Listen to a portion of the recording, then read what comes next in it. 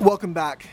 At some point in your real estate investment career, you're going to have to get outside of yourself. You're going to have to move past your own resources. So the burning question is, how do real estate partnerships work?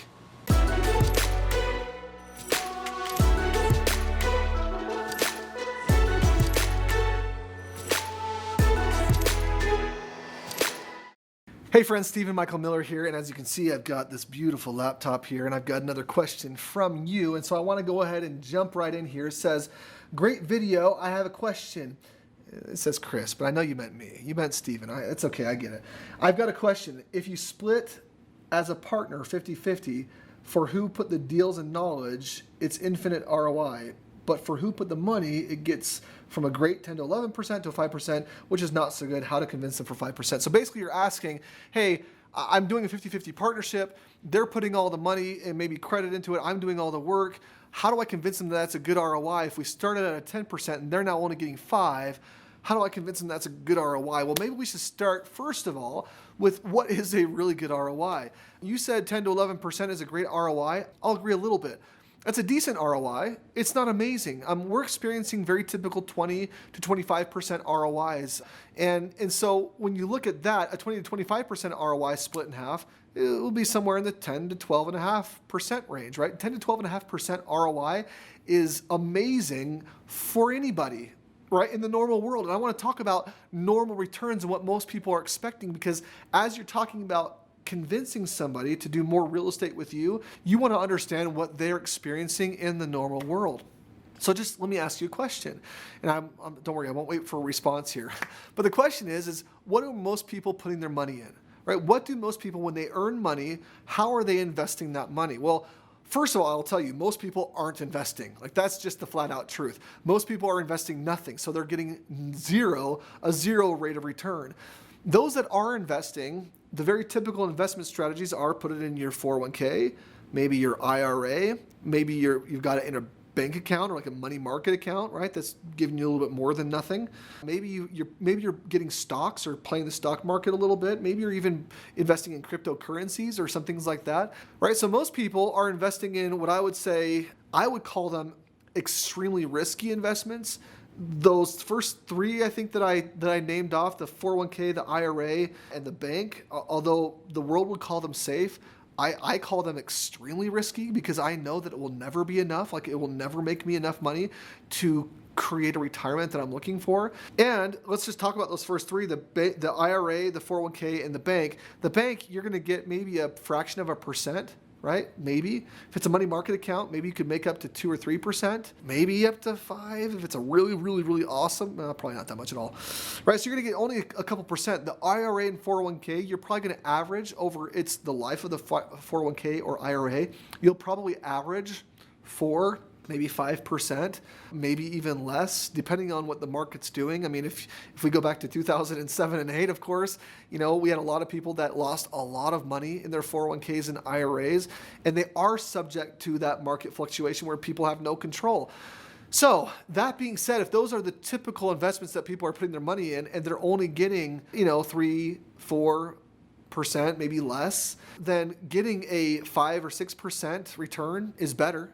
It's not amazing, but if they're able to get a 10 to 12% return, like that's pretty awesome. Like that's doubling potentially maybe what they're getting at the very highest, and that's a great opportunity. So the convincing really comes in understanding what they're doing and also having access to better properties or finding better deals, right? At a 10%, maybe you're not going to be able to convince somebody, but if you're able to offer them 10% as their portion, you can convince them all day long.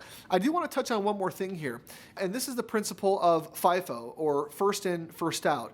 And this is just really important to understand. As a matter of fact, I was talking with my daughter just yesterday.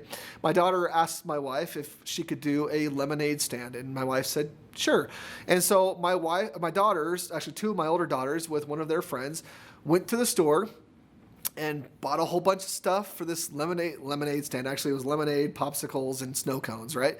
So they went to the store to buy all this stuff for this lemonade stand, brought it back, and they're doing their thing. I go up to visit them at their lemonade stand, and I said, well, how you doing? Where'd you get all this stuff? They go, oh, we went to the store. I said, okay, great.